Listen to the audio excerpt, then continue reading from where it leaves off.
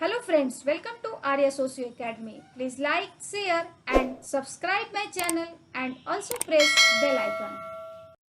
Hello everyone, welcome to our channel Arya socio academy. यह चैनल समाजशास्त्र से संबंधित है और यहाँ हम समाजशास्त्र के महत्वपूर्ण बिंदुओं को नई सोच और नए तरीके से अध्ययन करते हैं। तो चलिए शुरू करते हैं आज के एमसीक्यू का। क्वेश्चन नंबर 1 क्वेश्चन कहता है कि इंडियन सोशियोलॉजिकल सोसाइटी की स्थापना कब हुई थी? वर्ष 1950, वर्ष 1952, वर्ष 1955 या वर्ष 1951? तो इसका आंसर हमारा यहाँ हो जाएगा वर्ष 1952। इंडियन सोशियोलॉजिकल सोसाइटी, यह आज भी यह संस्था कार्यरत है और समाजशास्त्र के लिए एक बहुत ही अच्छा प्लेटफॉर्म है। ये इसकी स्थापना जीएस घुरिये महोदय करते हैं। ये वही जीएस घुरिये महोदय हैं जिन्हें हम भारतीय समाजशास्त्र के पिता के रूप में जानते हैं। नोट करते रहिएगा, कुछ इंपॉर्टेंट चीज़ें यहाँ आपको जानने को मिलेंगी। तो यहाँ सबसे पहले भारत में 1919 में बम्बई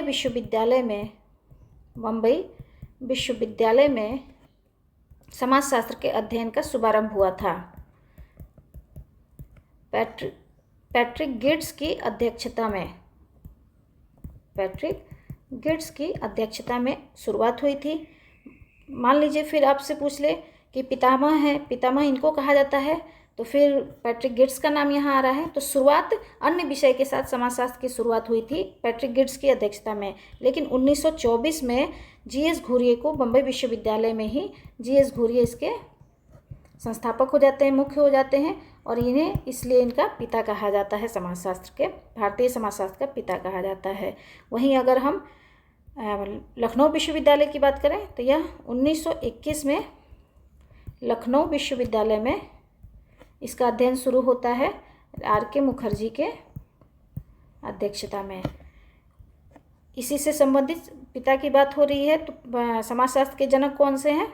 1838 में ऑगस्ट काम्ट इसके जनक माने जाते हैं। 1876 में समनर ने येल विश्वविद्यालय में समाजशास्त्र के अध्ययन अध्यापन का कार्य शुरू किया था। दुर्खिम को समाजशास्त्र का प्रोफेसर कहा जाता है। तो इस तरह से यहाँ बहुत सारे एक क्वेश्चन से संबंधित हमने बहुत सारी जानकारियाँ देखी, इसको नोट कर लीजिएगा। ये क्वेश्चन ये पीजीटी में आपके नेट में कई बार ये सारे क्वेश्चंस आपके आए हुए। क्वेश्चन पूछ सकता है कि अगस्त काम्ट ने कब समाजशास्त्र की स्थापना की थी, अगस्त काम्ट को समाजशास्त्र का पिता क्यों कहा जाता है, कब माना जाता है, भारत में समाजशास्त्र के अध्ययन का कार्य कब शुरू हुआ, भारत में अध्ययन का समाजशास्त्र का अध्ययन कहाँ शुरू हुआ। इस तरह से बहुत सारे क्वेश्चंस आपके यहाँ बनते हैं। तो फर्स्ट का आंसर हम लोगों ने देख लिया बी। नेक्स्ट क्वेश्चन नंबर 2, सूची 1 का सूची 2 से मिलान कीजिए तथा सूची के नीचे दिए गए कूट की सहायता से सही उत्तर का चयन कीजिए। एक तरफ बुक्स के नेम है और एक तरफ लेखक के नेम है। चलिए मैच कर लेते हैं हम लोग। द इंडियन साधुज, यह बुक है जीएस घुरिये महोदय की। यह बुक जीएस घुरिये महोदय की है। होमो हायरार्कस, यह ड्यूमा की बुक है। और इंडियन विलेज, यह एस.सी. दुबे की बुक है। और ट्राइबल लाइफ इन इंडिया, यह एन.के. बोस की है ये। तो हमारा आंसर देख लेते हैं। ए का 4 यहाँ नहीं है, ए का 4 दो जगह है हमारा। फिर बी का 2 यहाँ नहीं मिल रहा है हमें, कुछ मिसप्रिंट हो गया है। चलिए हम इसे मान लेते हैं बी का 2, सी का 1 और डी का 3। तो डी का 3, इस तरह से हमारा आंसर यहाँ ये बन जाता है। ए का 4, बी का 2, सी का 1 और डी का 3। कुछ और अन्य जानकारियाँ देख लें। जीएस घुरिये की ही बात कर लेते हैं। इनके बुक्स को हम लोग आज देख लें। एक तो बुक हम लोगों ने देखी है द इंडियन साधुस। इनकी नेक्स्ट बुक है इंडियन कॉस्ट्यूम। नोट करते जाइएगा, जो इम्पोर्टेंट बुक्स हैं वही मैं यहाँ मेंशन करती हूँ। इनकी एक बुक हो गई इंडियन कॉस्ट्यूम। इनकी नेक्स्ट बुक है caste class and occupation, caste class and occupation. Next इनकी बुक है cities and civilisation.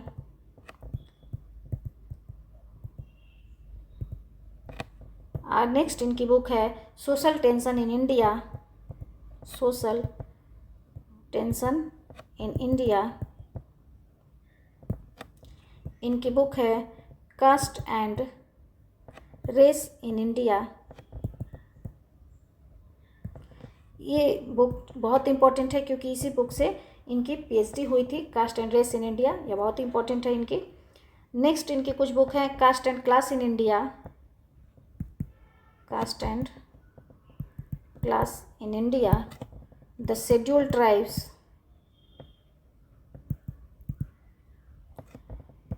The Mahadev Kolis, Koli जनजाति का अध्ययन करते हैं महाराष्ट्र के Mahadev Kolis, 6 habit in middle class people, 6 habit in middle class people. तो यहाँ कुछ इंपॉर्टेंट बुक्स को, जीएस घुरिये के बुक्स को देखा हमने। फिर जैसे जैसे क्वेश्चंस आता जाएगा उसी तरह से हम लोग आगे एक्सप्लेन करते जाएंगे। तो 2 का आंसर हम लोगों ने देख लिया यहाँ बी। नोट कर लीजिएगा, बहुत ही इंपॉर्टेंट है। इससे क्वेश्चंस आपको मैचिंग में इसी तरह से पूछ सकता है, तो इसलिए ये सारी चीज़ें आपके काम लायक हैं। नेक्स्ट क्वेश्चन नंबर 3, निम्नलिखित में से कौन सा जोड़ा सुमेलित है? ए जातियाँ पुरानी और नई आंध्रे बेतई, बी जाति वर्ग और व्यवसाय जीएस घुरिये, सी भारतीय राष्ट्रवाद की सामाजिक पृष्ठभूमि AR देसाई, डी उपयुक्त सभी। तो यहाँ हम देखें तो कास्ट ओल्ड एंड न्यू, ये इसका इंग्लिश में अगर देखेंगे तो कास्ट ओल्ड एंड न्यू, ये आंध्रे बेतई की बुक है, बिल्कुल सही है। कास्ट क्लास एंड ऑक्यूपेशन, ये जीएस घुरिये की है, यह भी हम लोगों ने अभी देखा कि बिल्कुल ये सही है।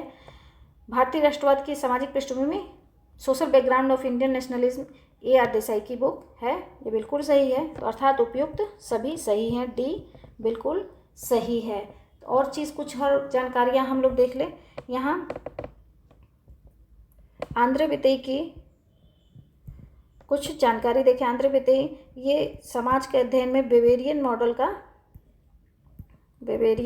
मॉडल यूज़ करते हैं कि समाज के अध्ययन में जिस तरह से वेबर ने 3 तरह के आर्थिक, सामाजिक और राजनीतिक तीनों क्षेत्र का अध्ययन किया था, उसी तरह से ये भी समाज में ग्रामीण क्षेत्र का अध्ययन करते हैं। और ये कास्ट क्लास एंड पावर इनकी बुक है, जिसमें ये कहते हैं कि समाज की जो ग्रामीण व्यवस्था है, ग्रामीण व्यवस्था वह संचयी से बिखरी हुई है, संचयी से बिखरी हुई है। वे कहते हैं कि जब तक जाति व्यवस्था रहेगी तब तक जातिवाद रहेगा, जब तक जाति व्यवस्था रहेगी तब तक जातिवाद रहेगा, जातिवाद रहेगा। वो भारत के श्रीपुरम गांव का अध्ययन करते हैं, श्रीपुरम गांव का अध्ययन करते हैं। तो इस तरह से यहाँ हम लोगों ने आंध्र बेतई की कुछ अवधारणाएं देखी। जीएस घुरिये को बुक्स का हम लोगों ने डिटेल में देखा। इनसे ये कहते हैं कि जाति व्यवस्था का यह क्या है, खंडात्मक व्यवस्था है। जाति व्यवस्था को खंडात्मक व्यवस्था मानते हैं, खंडात्मक व्यवस्था मानते हैं। यह उपजाति की अवधारणा देते हैं, उपजाति की अवधारणा देते हैं जीएस घुरिये महोदय। ये कहते हैं कि जनजाति को पिछड़ा हिंदू कहते हैं, ये जनजाति को पिछड़ा हिंदू कहते हैं। ये क्वेश्चंस बहुत बार पूछे गए हैं घुरिये से संबंधित, और भी अन्य बहुत सारी जानकारियां हैं। आगे जैसे जैसे हम क्वेश्चंस को सॉल्व करेंगे देखते जाएंगे। तो 3 का आंसर हम लोगों ने देख लिया यहाँ डी। नेक्स्ट क्वेश्चन नंबर 4, निम्नलिखित में से किसने संरचनात्मक आधुनिकीकरण की पहचान भारत के सशक्त पक्ष के रूप में की है? A M N Srinivas, B Yogendra Singh, C David, B यहाँ Yogendra Singh, C David Hardiman, और डी AR देसाई। चलिए ABCD से हमें कुछ नहीं फर्क पड़ता है, हमें देखना है कि इसका सही आंसर क्या है। संरचनात्मक आधुनिकीकरण की पहचान कौन करते हैं? एम एन श्रीनिवास करते हैं। एम एन श्रीनिवास आधुनिकता की जो अवधारणा है उसे देखते हैं, मॉडर्न इंडिया के रूप में देखते हैं। ये संस्कृतिकरण, पश्चिमीकरण, लौकिकीकरण इत्यादि की अवधारणा देते हैं, प्रभु जाति की अवधारणा देते हैं। इनकी महत्वपूर्ण पुस्तकों को देखें तो इनकी बुक है marriage and family in India, marriage and family in India, religion and society among the Coorgs of South India, Coorgs of South India. इनकी नेक्स्ट बुक है India's village, India's village, dominant caste and other essays, other essays. इनकी अगली book की बात करें, remembered village इनकी book है। ये सारे इम्पोर्टेंट्स बुक हैं। इनकी नेक्स्ट बुक अगर देखें तो caste in modern India, caste in modern India and other essays. इनकी और बुक देखें तो social change in modern India,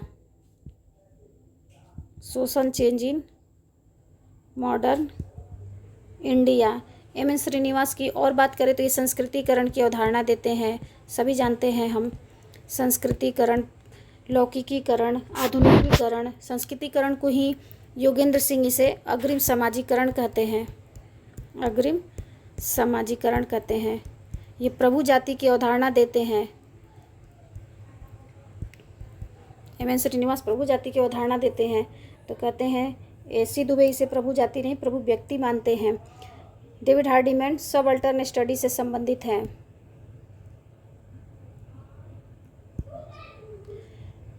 AR. Desai की बात करें, ए.आर. देसाई की पिछली हम लोगों ने देखा कि इनकी बुक थी social background of Indian nationalism. इन्हें यांत्रिक मार्क्सवादी कहा जाता है। पीजेंट स्ट्रगल इन इंडिया यह इनकी बुक है। ऐतिहासिक और द्वंद्वात्मक भौतिकवाद उपागम को अपनाते हैं ये। तो इस तरह से बहुत सारी सूचनाएं आपको यहाँ मिल जाती हैं। इन सभी चीज़ों को नोट कर लीजिएगा, कलेक्ट कर लीजिएगा और ये सारी चीज़ें क्वेश्चन के रूप में आपके सामने कभी भी मिल सकता है। जैसे रिमेंबर्ड विलेज किसकी रचना है। इनकी एक और बहुत अच्छी बुक है, मैचिंग में भी आया हुआ है, नेट में भी पूछाता है, village caste and gender, village caste gender and method. M N. Srinivas की यह बुक है। तो इस तरह से यहाँ आपको बहुत सारी जानकारियाँ मिल जाती हैं। तो यहाँ हम लोगों ने 4 का आंसर देख लिया, ए। नेक्स्ट क्वेश्चन नंबर 5, किसने भारतीय संस्कृति की विविधताएं स्पष्ट की, विविधताएं स्पष्ट की हैं और डाइवर्सिटीज नामक पुस्तक लिखी है। A. R K. Mukherjee, B. D P. Mukherjee, C. G S. Ghurye, D. S C. Dubey. तो इस क्वेश्चन में सीधा डाइवर्सिटीज नामक पुस्तक किसने लिखी है, डी.पी. मुखर्जी ने। तो हमारा आंसर यहाँ 5 का हो गया, बी। चलिए कुछ और जानकारी देख लेते हैं। आर.के. मुखर्जी यह भारतीय विद्याशास्त्री हैं, भारत विद्याशास्त्री हैं। इन्होंने प्रादेशिकता की अवधारणा दी है, मूल्यों के संस्तरण की ये बात करते हैं, मूल्यों के समाजशास्त्र की बात करते हैं, समाजशास्त्र के महाविज्ञान की बात करते हैं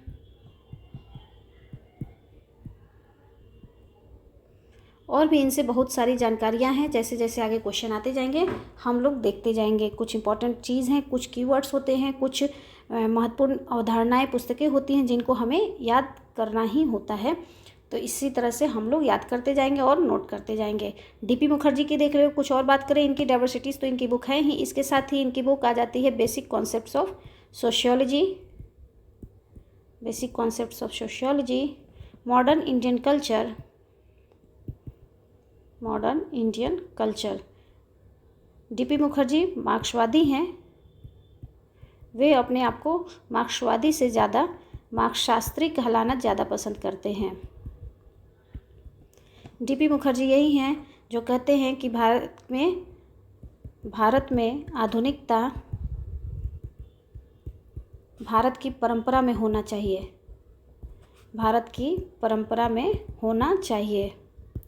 ये परंपरा और आधुनिकता में द्वंद्व की बात करते हैं। वे उपनिवेशवाद और राष्ट्रवाद में द्वंद्व की बात करते हैं, व्यक्तिवाद और सामूहिकता में द्वंद्व की बात करते हैं। डी.पी. मुखर्जी 3 तरह की परंपराएं बताते हैं, प्राथमिक परंपरा, द्वितीयक परंपरा, तृतीयक परंपरा। और डी.पी. मुखर्जी आधुनिकता को एक फर्जी अवधारणा मानते हैं। इस तरह से बहुत सारी इनकी चीज़ें हैं। धीरे धीरे हम लोग पढ़ते जाएंगे और नोट करते जाएंगे। Next GS. घुरिये हैं। जी.एस. घुरिये को बुक्स तो हम लोगों ने इसके पहले देख ही लिया। जी.एस. घुरिये ये भी भारत विद्याशास्त्री हैं और इनसे संबंधित हमने बहुत सारी जानकारी इसके पहले देख ही ली। एस.सी. दुबे को देखें तो यह एमपी के कमार जनजाति का अध्ययन करते हैं। दूसरा, यह समीर पेट का अध्ययन करते हैं। तीसरा, यह रनखाड़ी गांव का अध्ययन करते हैं जो कि आपके सहारनपुर यूपी में स्थित है। सहारनपुर यूपी में स्थित है। चौथा, ये सोनपुर गांव का अध्ययन करते हैं जो कि बनारस यूपी में स्थित है। तो इस तरह से एस.सी. दुबे भी 3 तरह की संस्कृति की बात करते हैं, 6 तरह की परंपरा की बात करते हैं, 3 तरह के परिवार की बात करते हैं, जादू की बात करते हैं। तो बहुत सारी चीज़ें हम लोग इनके बारे में भी आगे जानेंगे। तो 5 का आंसर हम लोगों ने देख लिया यहाँ बी। नेक्स्ट क्वेश्चन नंबर 6, यह किसका विचार है कि जाति तथा अस्पृश्यता हिंदुओं को समुदाय के रूप में क्रिया नहीं करने देते हैं? A. David Hardiman, B. Louis Dumont, C. B R. Ambedkar, D. M N. Srinivas. तो 6 का आंसर हमारा यहाँ हो जाता है सी. बी.आर. अम्बेडकर। वे जाति और अस्पृश्यता की बात करते हैं क्योंकि ये सब अल्टर्न स्टडी से संबंधित हैं। सब अल्टर्न स्टडी में इनका अध्ययन हम करते हैं। अम्बेडकर को कौन नहीं जानता है। ये डेविड हार्डीमैन भी सबअल्टर्न स्टडी से संबंधित हैं। अम्बेडकर महोदय की बात करें तो ये डिप्रेस्ड क्लास वेलफेयर लीग के संस्थापक हैं। डिप्रेस्ड क्लास वेलफेयर लीग के संस्थापक हैं। ये बहिष्कृत हितकारिणी सभा के भी संस्थापक हैं। बहिष्कृत हितकारिणी सभा के संस्थापक हैं। इन्होंने ही कहा था कि ऐसी कोई वस्तु नहीं है जो अछूत को पवित्र कर सके। ये अपवित्र ही जन्म लेते हैं और जीवन पर्यंत अपवित्र होकर ही मर जाते हैं। इन्होंने ही अस्पृश्यता की समस्या को वर्ग संघर्ष का एक मामला माना है। वे जो संवैधानिक उपचार है इसे वे संवैधानिक उपचार को संविधान की हृदय और आत्मा मानते हैं। हृदय और आत्मा, ये आपको क्वेश्चन फर्स्ट पेपर में भी पूछ सकता है। संविधान की हृदय और आत्मा किसे मानते हैं अम्बेडकर महोदय? संवैधानिक उपचार को।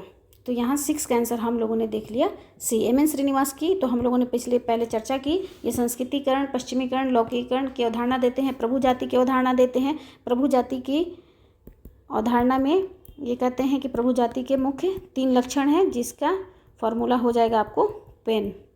जिसके पास पॉलिटिकल पावर अधिक हो, राजनीतिक शक्ति, जिसके पास इकोनॉमी अर्थात संपत्ति ज़्यादा हो, जो संख्या में ज़्यादा हो। तो इस तरह से कुछ और जानकारी भी आपको मिल गई। तो 6 का आंसर हम लोगों ने देखा यहाँ सी।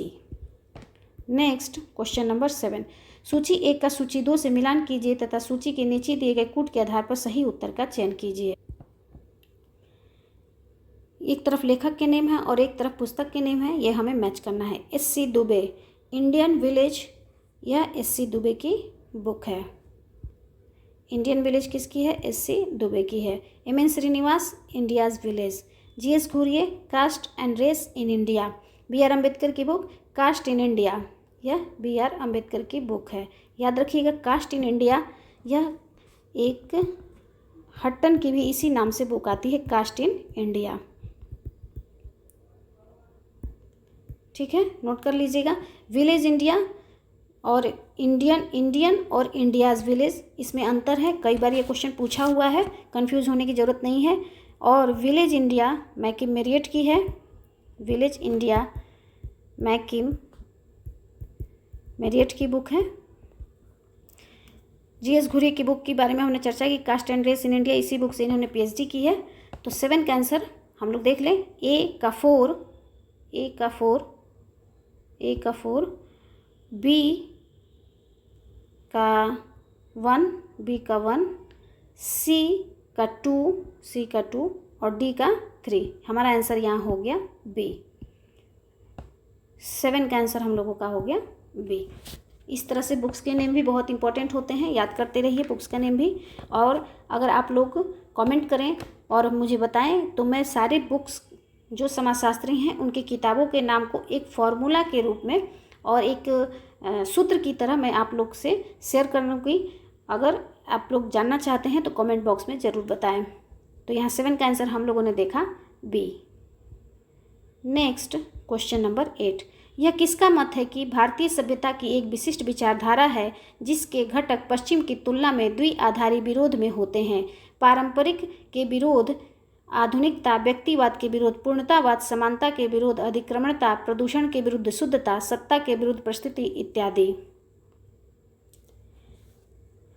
तो यहाँ हमारा आंसर होगा ए, लोयडोमा। लोयडोमा द्विआधारी विरोध की बात करते हैं। लोयडोमा जाति के संरचनात्मक व्याख्या करते हैं, जाति की संरचनात्मक व्याख्या करते हैं। लोयडोमा जाति की तुलना प्यास से करते हैं। वे कहते हैं कि जाति क्या है, भारत में की मानसिकता में बहुत गहराई से बैठ चुकी है।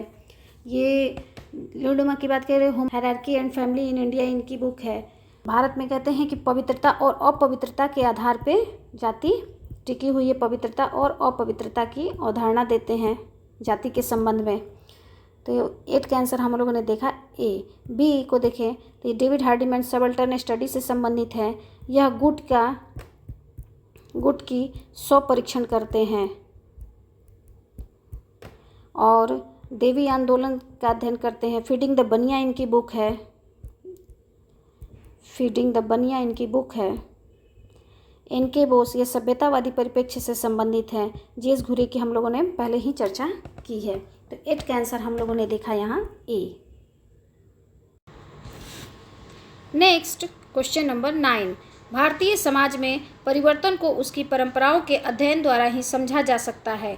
यह तर्क किसने दिया है? A. Radha Kamal Mukherjee, B. D P. Mukherjee, C. M N. Srinivas, D. S C. Dubey.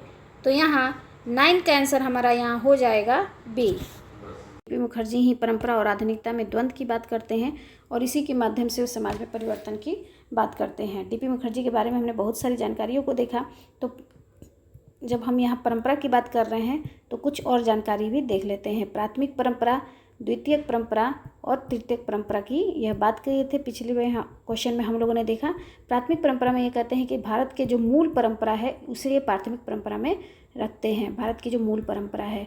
द्वितीयक परंपरा में वे रखते हैं कि जब मुस्लिमों के आने के बाद से जो परंपरा आई उसे वो द्वितीयक परंपरा में रखते हैं। और तृतीयक परंपरा में ब्रिटिश के आने के बाद से जो परंपरा आई उसे तृतीयक परंपरा में रखते हैं। तो परंपरा की बात हम लोगों ने देखी। डी.पी. मुखर्जी इसके आगे ये कहते हैं कि नवीन मध्यम वर्ग की भूमिका का अध्ययन करते हैं। वे कहते हैं कि इतिहास में कभी ऐसा समय नहीं रहा जहां भारत में वर्ग संघर्ष हुआ हो। और ये कहते हैं कि भारत में भारतीय समाजशास्त्रियों को समाजशास्त्री बनने से पहले उसे भारतीय बनना होगा। इस चीज़ की वो चर्चा करते हैं, अर्थात तो भारत की परंपराओं, प्रथाओं इत्यादि को जानना होगा। तो यहाँ 9 का आंसर हम लोगों ने देखा बी। Next question number 10। सूची 1 का सूची 2 से मिलान कीजिए तथा सूची के नीचे दिए गए कूट के आधार पर सही उत्तर का चयन करिए। पश्चिमीकरण, संस्कृतिकरण तथा आधुनिकीकरण, यह अवधारणा किसकी है? एम.एन. श्रीनिवास की है।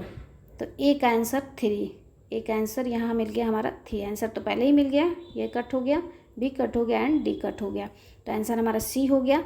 सर्वत्रीकरण और स्थानीयकरण, स्थानीयकरण और सार्वभौमिकीकरण, इसकी अवधारणा मैकिम मेरियट देते हैं। विरहत परंपरा और लघु परंपरा रेडफील्ड की है। सार्वभौमिकवाद और विशिष्टीकरण ये पार्सन्स की है। तो यहाँ अवधारणा और इनकी जो लेखक है इसकी हम लोगों ने यहाँ देखी। तो 10 का आंसर हमारा यहाँ हो गया सी। रेडफील्ड लघु समुदाय की बात करते हैं। लघु समुदाय की बात करते हैं। लघु समुदाय की ये 4 विशेषताएं बताते हैं। बहुत इंपॉर्टेंट है, बहुत बार एग्जामिनेशन में पूछ चुका है। लघुता, विशिष्टता, समरूपता और आत्मनिर्भरता, यह रेडफील्ड के लघु समुदाय की 4 विशेषताएं हैं। अगर एम.एन. श्रीनिवास की बात करें तो एम.एन. श्रीनिवास इस लघु समुदाय में कहते हैं कि रेडफील्ड ने जो लघु समुदाय की 4 विशेषताएं बताई हैं उसमें कहा कि भारत के अगर अध्ययन में देखें तो भारतीय गाँव में आत्मनिर्भरता एक मिथक है। यह इनका एक कथन है, बहुत इंपॉर्टेंट है, नोट कर लीजिएगा। तो यहाँ 10 का आंसर हम लोगों ने देखा सी। Next question number 11। निम्नलिखित में से कौन समाजशास्त्र के भारतीयकरण के साथ संबंधित है? A. G S. Ghurye, A K. Saran, D P. Mukherjee, B. G S. Ghurye, T K. Oommen और A K. Saran, C. G S. Ghurye, A R. Desai, D P. Mukherjee, D. G S. Ghurye, T K. Oommen और ए.आर. देसाई। ये बहुत ही इंपॉर्टेंट क्वेश्चन है, नेट में भी पूछ चुका है, आपके हायर में भी ये क्वेश्चन आ चुका है और आने की संभावना भी इसकी हमेशा रहती है। तो समाजशास्त्र के भारतीयकरण से कौन कौन संबंधित है? तो हमारा आंसर होगा ए, जीएस घुरिये, ए के सरन और डीपी मुखर्जी। ये तीनों ऐसे लोग हैं जो मानते हैं कि भारत में क्या है, भारतीयकरण करने के लिए, समाजशास्त्र का भारतीयकरण करने के लिए सबसे पहले हमें भारतीय होना जरूरी है, उसके परंपराओं को, उसकी प्रथाओं को जानना जरूरी है। तो 11 का आंसर हम लोगों ने देखा यहाँ ए। आई थिंक आज का जो MCQ है वो आप लोग के लिए हेल्पफुल रहा होगा। थैंक यू, धन्यवाद।